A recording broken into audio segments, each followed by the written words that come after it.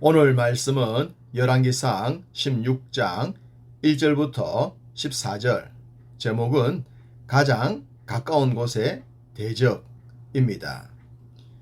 10개의 지파로 이루어진 북왕국 이스라엘은 숫자만큼이나 많은 것들을 가지고 있었습니다. 재물도 군사력도 영향력도 모든 것이 남왕국 유다보다는 우월했습니다. 그렇지만 그들에게 그 복이 되었던 것들이 독이 되고 맙니다. 그것은 하나님께서 주신 복이 참 복인 줄을 알지 못했기 때문입니다. 그들은 서로 협력하여 함께 세워 나가야 했던 나라를 자신들만 독식하려고 했습니다.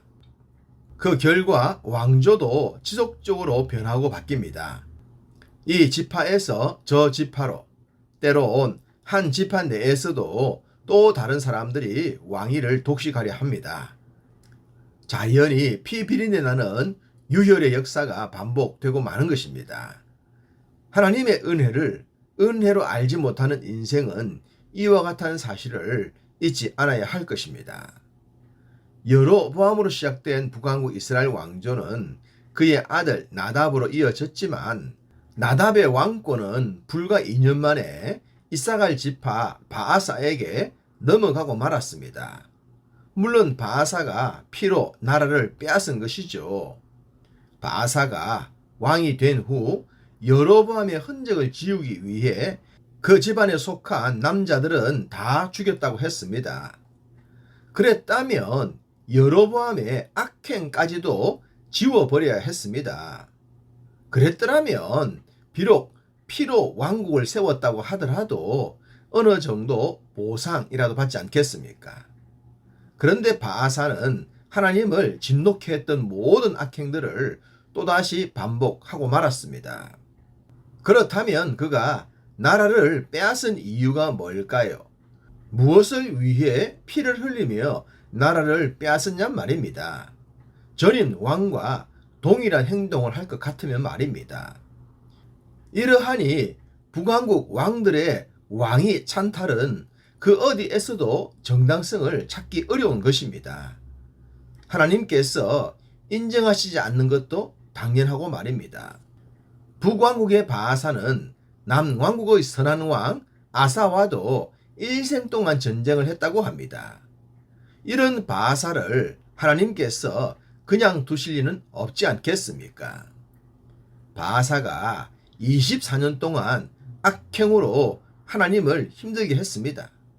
물론 백성들이 피폐한 삶을 산 것은 설명할 필요도 없겠죠. 이런 그를 용납하신 하나님의 인내는 한계에 이르고 말았습니다. 그래서 하나님은 예후라는 사람을 불러 세우십니다. 그런 후 예후로 하여금 바아사와 바아사에게 속한 모든 사람을 죽게 할 것이라고 하셨습니다. 바아사가 나답을 죽인 후에 여로보암 집안의 씨를 말살했던 것처럼 말입니다. 동일한 일이 바아사에게 일어날 것이라고 하셨습니다. 인과 응보라는 말처럼 뿌린 대로 거둔다는 말처럼 바아사도 그렇게 될 것이라고 하셨습니다. 심지어 하나님은 바아사에게 속한 자가 성읍에서 죽으면 개가 먹고 들에서 죽으면 공중에 새가 먹을 것이라고 하셨습니다. 일반적으로 사람이 죽으면 그 시신을 매장합니다. 그렇지만 옛날엔 역적과 같은 사람이 죽으면 시체를 방치했죠. 그렇게 되겠다는 말씀입니다. 아무리 왕위에 올랐고 왕족이라고 하더라도 그 죽음은 이처럼 비참하게 될 것이라고 하셨죠. 하나님의 저주가 있었음에도 불구하고 바아사는 피 흘림을 당하지 않고 죽습니다. 아들 엘라에게 왕위를 물려주고선 말입니다. 바아사 입장에선 이것 또한 큰 은혜라고 하겠습니다. 그러나 그의 아들 엘라에겐 그런 은혜가 없었습니다. 엘라가 왕위에 오른 지 불과 2년 만에 숙청을 당하기 때문입니다. 엘라의 최측근이라 할 수 있는 왕의 병거 절반을 맡은 군 지휘관 시므리에게 죽임을 당하고 말죠. 왕 곁에서 왕과 가장 가까운 곳에서 왕을 지켜야 했던 군 지휘관이 왕을 암살했습니다. 최측근으로부터 배신을 당한 것입니다. 누구보다 확실하게 믿었던 가장 가까운 사람의 배신, 정말로 씁쓸히하기 짝이 없을 겁니다. 시므리 또한 엘라를 죽인 후에 엘라에 속한 모든 집안 사람들을 진멸했습니다. 친족과 친구들까지도 말입니다. 완전 씨를 말리려는 듯 엘라에 속한 자들은 누구라도 남겨놓지 않았습니다.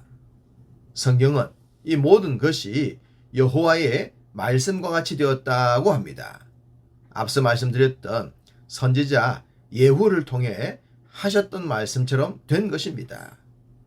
성경은 계속해서 이 장면을 이렇게 기록하고 있습니다. 이는 바하사의 모든 죄와 그의 아들 엘라의 죄 때문이라.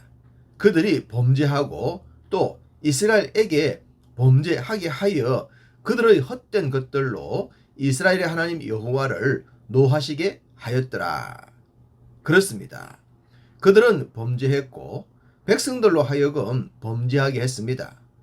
절대 권력을 쥔 왕들은 언제나도 백성들의 안위를 결정할 수 있는 위치에 있었습니다. 그래서 다윗 같은 왕은 백성들을 쉴만한 물가로 인도했죠. 그러나 북왕국의 왕들은 그러하지 못했습니다. 그들은 권력을 남용했고 독식했으며 변질시켰습니다.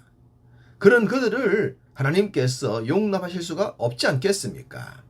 마치 죄악으로 가득했던 가나안 7족속을 멸하여 젖과 꿀이 흐르는 땅으로 바꾸고자 하신 같이 말입니다. 하나님을 대적하고 하나님의 형상대로 지원받은 백성들을 파괴하면 가장 가까운 사람도 적이 될 수 있음을 잊지 않아야 합니다. 주님 말씀처럼 가족도 적이 될 수 있는 것입니다. 그러므로 늘 깨어 주의 뜻을 준행합시다. 그래서 우리의 삶을 풍요롭게 하고 우리로 인해 우리 주위의 사람들까지 풍요롭게 하는 삶을 다 살아가시기를 간절히 소망합니다.